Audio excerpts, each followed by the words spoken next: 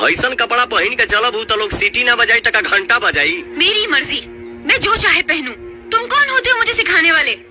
ठीक बा पहन, लेकिन एक बात ध्यान रखिया, ये बिहार है, इतना उघार के चलब तो लोग अगरबत्ती ना दिखाई, सीधा हरे रामा हरे कृष्णा गाई आ तू कहबुआ हेरे में हमार गलत हाथ में बर्बाद भी भइल जवानी, हीरा का कीमत का जानी, 2 कौड़ी का दीवानी।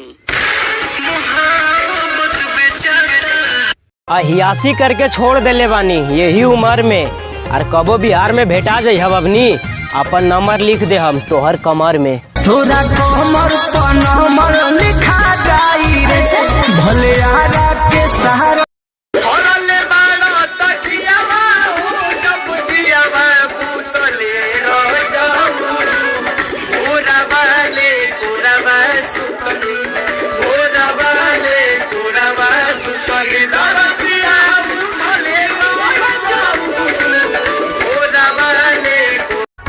जिंदगी खत्म हो जाएगी मेरे भाई, पर तेरी मेरी दोस्ती नहीं। बदले ना वे यार रे प्यारे टेमर बदला यारा ने, दूसरा के कोठी ने हरवे करी, जब मरद से वो जब मरद से, जब मरद से में हरी लड़वे करी, तब हतार में जब हरी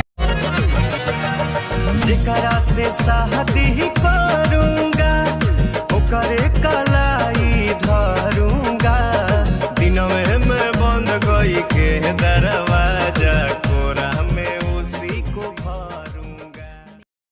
करे जा ऐसी कोनो छोड़ी नहीं जो हमारे पीछे दौड़ी नहीं।